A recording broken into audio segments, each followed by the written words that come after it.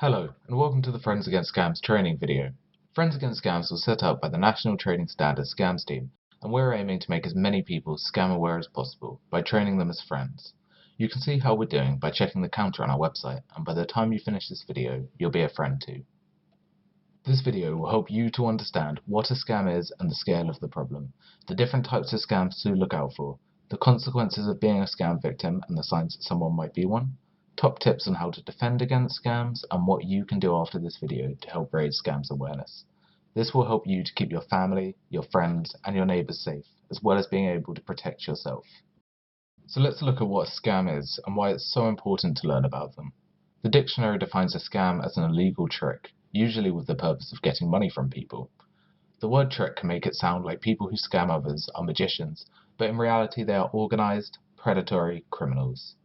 The scams that they run cost the UK economy between £5 and £10 billion each year. This problem is growing. The criminals develop sophisticated scams and anyone could be a victim of them. However, the criminals often target the most elderly and vulnerable within our society. Did you know over 5 million people aged 65 and over say that they have been targeted by scams? And of those who do fall victim, only 5% of them report it. Scams can also be a vicious cycle of victimization. First, someone responds to a scam. Once they've responded, their details are added onto a marketing list. This list is full of details of people who have responded to the criminal. They will then sell or trade that list with other criminals. Once someone has a person's details, they will begin targeting them, then bullying and intimidating them into responding again. This can get out of hand, and people can end up being targeted every day of the week. It can become harassing and frightening. This is why it's so important to remember that no matter what type or how big or small it is, all scams are crimes. Let's move on to part 2. We're going to look at the different types of scams to look out for. We will cover postal, telephone, doorstep, and online scams. Postal scams are letters sent with the sole intention of getting money or personal details through deception. They are particularly targeted at people who are lonely, vulnerable, or socially isolated. These criminals use the post as a way to try and make friends with the victim, who they will then relentlessly target and steal money from. There are lots of different postal scams to look out for. You may be told you've won the lottery or a prize draw. You may get a letter from a clairvoyant saying they can see something exciting is going to happen in your future. You may get contacted by someone who appears to be very important, telling you that you have inherited some money. Criminals may also send a catalogue through the post, encouraging you to buy a range of items that are overpriced or don't ever turn up. In all of these cases, you'll be asked to pay a fee for more information. Another way criminals will try to get you to part with your money is over the phone. You may receive a call telling you about an urgent issue, such as a bill that has not been paid yet, or that your service is going to be suspended. The criminals may even tell you that someone's been trying to use your bank account or computer, and that they can help you to protect yourself. These criminals will use a situation that you will want to resolve urgently to put you under pressure and to make you act quickly. A call blocker could help you and your loved ones avoid these types of scams by blocking calls from numbers that you don't know. Doorstep scams can be particularly frightening for everyone, as they involve a criminal knocking on your door and being face to face with you. This can feel especially intimidating for someone who is alone in their home. These criminals may try to convince you of a problem with your house that needs fixing urgently, or that they have spare materials from another job that they can let you have cheaply. The criminals may also pretend to be someone in a position of trust, such as a gas engineer, in order to gain access to your home and burgle you. Always be suspicious of anyone turning up at the door uninvited, regardless of their story.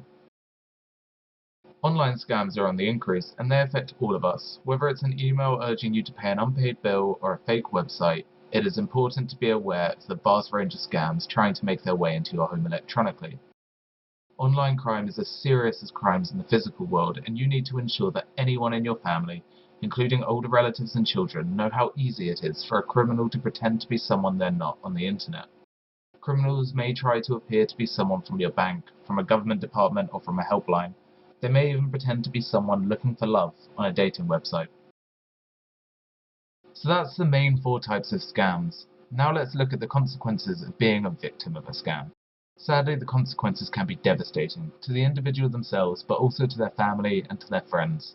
Losing money and falling into debt can be one consequence. However, being a scam victim can also lead to poor mental, physical, and emotional health. It can damage relationships with the people closest to them due to shame and fear. So what are the signs that someone might be a victim of a scam? Being able to spot a victim is essential if you want to protect the people around you, as some scam victims will suffer in silence. There are things that you may see or hear that should make you want to look at a situation in more detail to see whether there's an issue that someone needs help with. In a victim's home, you may see an increasing amount of post or lots of stamps being used to respond to scams. You might notice that the phones ring more often, or that you are being told about someone helpful that phones or comes to the door. Scam victims can suffer from financial hardship or self-neglect, so always keep a lookout for changes in someone's circumstances. Here are some top tips to protect yourself and others from scams. If you think that someone has been the victim of a scam, they may not want to talk about it with you. It is therefore really important that you let them know that there is help available that they can access themselves with or without your support. Scams can be reported to Action Fraud, which is the National Fraud and Cybercrime Reporting Centre. The number is 0300 123 2040. Advice is also available from Citizens Advice, and their number is 0808 223 1133. It's really important that if you or someone you know has been the victim of a scam, it should be reported to your bank as soon as possible. This is because the bank will secure your account and may be able to recover some of the money. If they can't, they may still be able to reimburse or partially reimburse you. Friends Against Scams works closely with TakeFive, which is a national campaign offering straightforward, impartial advice to prevent email, telephone, and online fraud. TakeFive urges you to stop and consider whether a situation is genuine, to stop and think if what we are being told really makes sense. Here are their 3 key points. Stop. Take a moment to stop and think before parting with your money or information. It could keep you safe. Challenge. Could it be fake? It's okay to reject, refuse, or ignore any requests. Only criminals will try to rush or panic you. Protect. Contact your bank immediately if you think you've been the victim of a scam, and report it to Action Fraud. So that's the end of the training, and you are now a friend against scams. Thank you for watching this video, and we hope that you found it useful. Please make a pledge to turn your knowledge into action. You could share this video with your family and friends. You could share this video and information about scams on social media. You can look out for people in your community that are at risk of being a scam victim.